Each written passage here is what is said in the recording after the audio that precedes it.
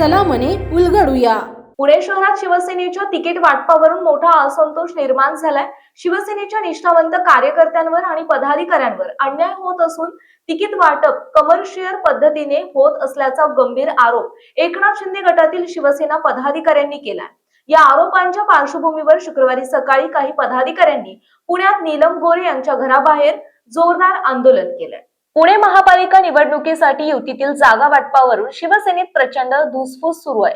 भारतीय जनता पक्षाकडून शिवसेनेला केवळ 15 जागा देण्याची तयारी असल्याची माहिती समोर आल्यानंतर इच्छुक उमेदवार आणि पदाधिकारी संतप्त झाले।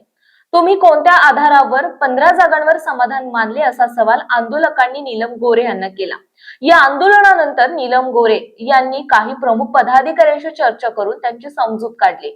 शिवसेना कार्यकर्त्यांना चुकीची माहिती मिळाली होती। आपण फक्त 15 जागांची मागणी केली असल्याचं त्यांना सांगण्यात आलं होतं। प्रत्यक्षात शिवसेनेने भाजपकडे 25 पेक्षा अधिक जागांची मागणी केली आहे, असे गोरे यांनी स्पष्ट केलं। अपेक्षित जागा न मिळाल्यास इतर पर्यायांचाही विचार केला जाऊ शकतो असंही त्यांनी सांगितले। तसेच पक्षाच्या वरिष्ठांकडून स्वतंत्रपणे निवडणूक लढण्याचा आदेश आला तर तो निर्णय घेतला जाईल असं त्यांनी पदाधिकाऱ्यांना कळवलं। तिकीट वाटपाचा निर्णय कोणत्याही एका व्यक्तीचा नसून पुणे शहरातील कोर कमिटी एकत्रितपणे हा निर्णय घेते।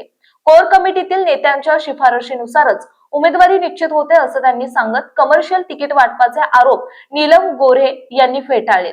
दरम्यान शिवसेना नेते रवींद्र धंगेकर, आबा बागुल आणि अजय भोसले हे एकनाथ शिंदे यांच्या भेटीसाठी मुंबईला रवाना झालेत। शिवसेनेकडून 25 जागांची मागणी करण्यात आली असून भाजपच्या वरिष्ठ नेत्यांशी चर्चा करून कार्यकर्त्यांना न्याय मिळवून देण्याची मागणी करण्यात येणार असल्याचे त्यांनी सांगितलं आहे।